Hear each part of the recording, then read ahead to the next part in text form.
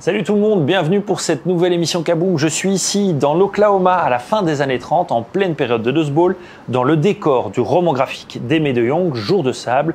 Aimée de Jong que je vous propose de retrouver du côté des Pays-Bas cette fois, à Rotterdam, où elle travaille sur son prochain roman graphique. Ouais, là je crois que je tiens quelque chose là.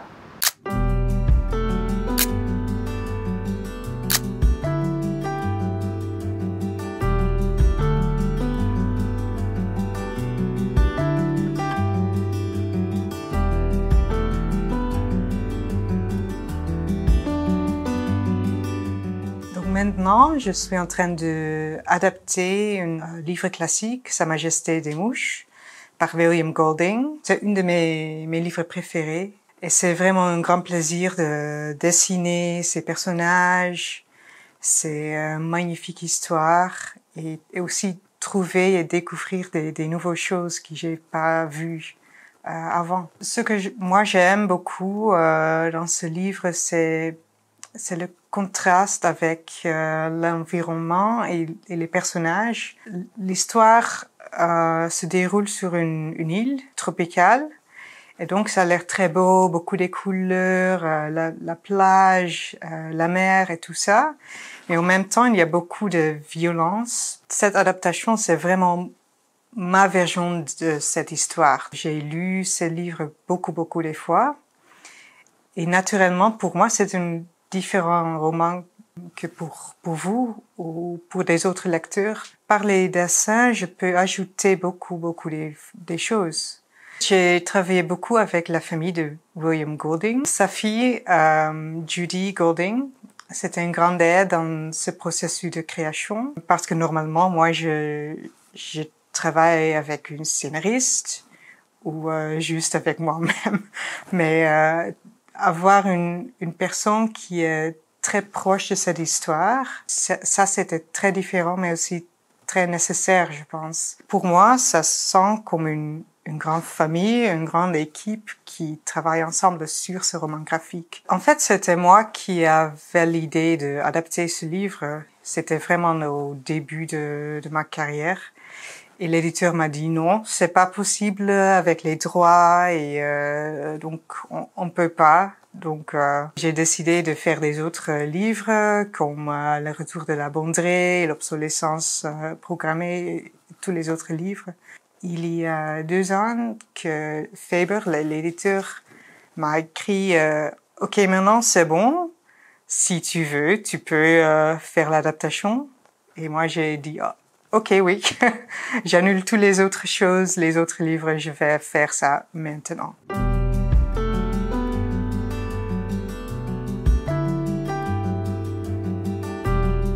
Normalement, je travaille sur ordinateur, mais maintenant, pour ce nouveau roman graphique, je travaille sur papier et ça me donne beaucoup de plaisir. C'est un nouveau processus, mais j'aime beaucoup faire ça. C'est pour moi un moment de silence, un moment de tranquille qui je peux vraiment concentrer sur dessiner. Je sais pas pourquoi, mais c'est un livre que je devais faire sur papier. Je pense depuis la première fois que j'ai lu ce livre, j'ai vu la roman graphique déjà dans ma tête.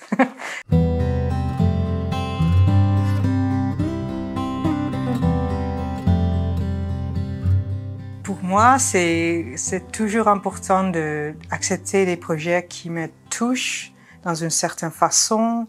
Et parfois, c'est les personnages, comme à 60 printemps en hiver. Et j'ai fait avec Ingrid Chabert. Et elle a écrit des personnages qui étaient très réalistes. J'avais le sentiment de connaître les personnages comme des amis. Par exemple, Jour de sable, c'est une histoire que j'ai écrite moi-même. Et ça, c'était un sujet de photographie et aussi une histoire des États-Unis aux Grandes Dépressions. Et ça, c'est aussi les 2 sujets qui, moi, j'aime beaucoup. J'ai lu beaucoup de livres sur ce sujet, j'ai vu des films et tout ça. Et je suis pas vraiment une écrivaine, donc ça dure longtemps. Par exemple, avec Jour de sable, c'était un grand trajet de 4 années totalement. J'adore écrire et tout ça, mais c'est simplement très long. Et avec une scénariste, c'est différent parce que très souvent, le scénariste a déjà fini le scénario et je peux commencer la journée après. Et quand je travaille toute seule, il n'y a pas des personnes qui je peux demander des questions sur les personnages ou c'est juste moi. J'ai vraiment besoin de la solitude, mais pas tout le temps. Comme dessinatrice, je fais des histoires sur des personnes qui je connais ou des personnes vraies. Donc, c'est aussi nécessaire pour moi de rencontrer des personnes pour savoir comment le dessiner ou raconter. Très souvent, dans mes bouquins, c'est très souvent des personnages qui changent d'environnement et après, ils changent aussi. Peut-être ça parle de moi aussi parce que j'ai fait beaucoup des voyages dans ma vie et chaque voyage m'a changé un petit peu.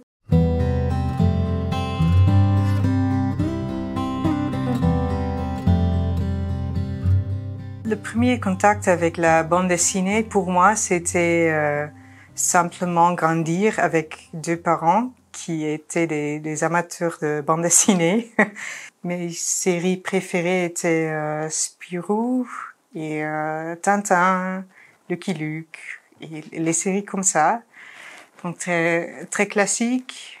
Mais aussi j'ai découvert les livres de Air Libre de Dupuis. Et ça m'a inspiré beaucoup de dessiner et aussi de écrire des histoires un peu plus sérieuses, je pense. Et comme La Photographe, c'est une de mes bandes dessinées préférées encore. Ça m'a changé beaucoup, je pense. Ma première bande dessinée, c'était Aimé TV. Et c'est un peu obscur, je pense, parce que c'était une très petite publication aux Pays-Bas. C'est pas traduit du tout, heureusement, parce que c'est pas très bien. Mais c'était une semi-autobiographie sur moi, comme grand fan de manga. C'était pas très bien dessiné, c'était pas très bien écrit, mais les réponses, c'était très inspirantes. Je crois vraiment que ça, c'était le début de ma carrière. J'ai fait beaucoup des séries de bandes dessinées pour les enfants, par exemple, avec Kito et Boris et Slim et Pim. J'ai fait aussi des séries pour les ados. C'était Snippers. C'est aussi traduit comme colloque en français. Et ça, c'était une bande dessinée des gags. Et ça, c'était publié chaque jour dans le journal. Et ça m'a forcé de vraiment travailler chaque jour sur une bande dessinée. Il n'y a pas de temps d'attendre et penser et douter et tout ça. J'ai vraiment fait un grand développement comme autrice et comme artiste. Et après, j'étais prête pour faire des romans graphiques.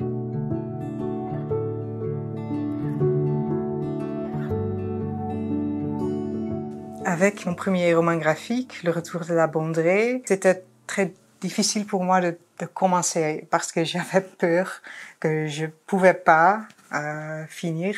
C'est un projet avec 200 pages, donc j'avais beaucoup de peur de commencer ça. Et en fait, c'était après trouver un bon éditeur aux Pays-Bas que j'avais la confiance de commencer ça.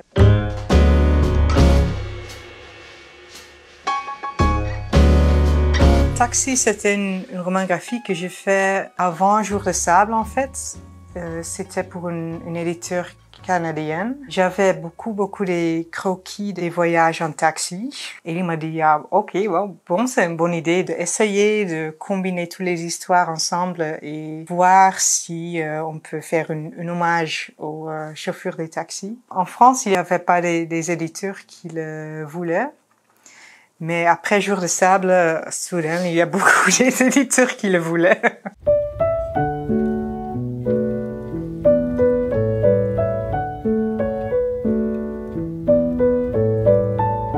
Le sur le sens programmé de nos sentiments. C'était une super bonne histoire de Zidrou.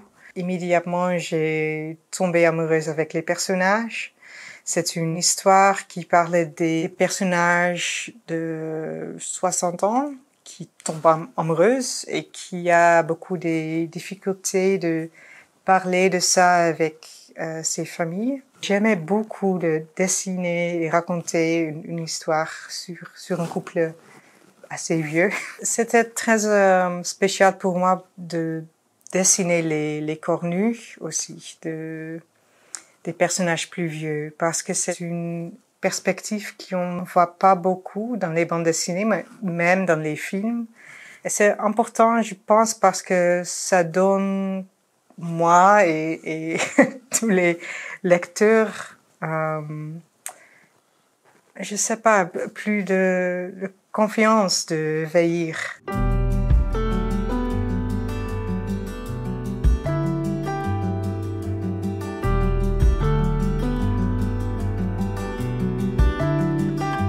J'ai fait mes études, ma formation dans l'animation. Et c'était très important, je pense, pour comprendre le storytelling visuellement, pour comprendre comment raconter une histoire avec des images. C'est une langue de film, en fait, qui tous les artistes de bande dessinée utilisent aussi. C'est vraiment une film sur papier. Et donc, maintenant, je préfère vraiment faire des bandes dessinées.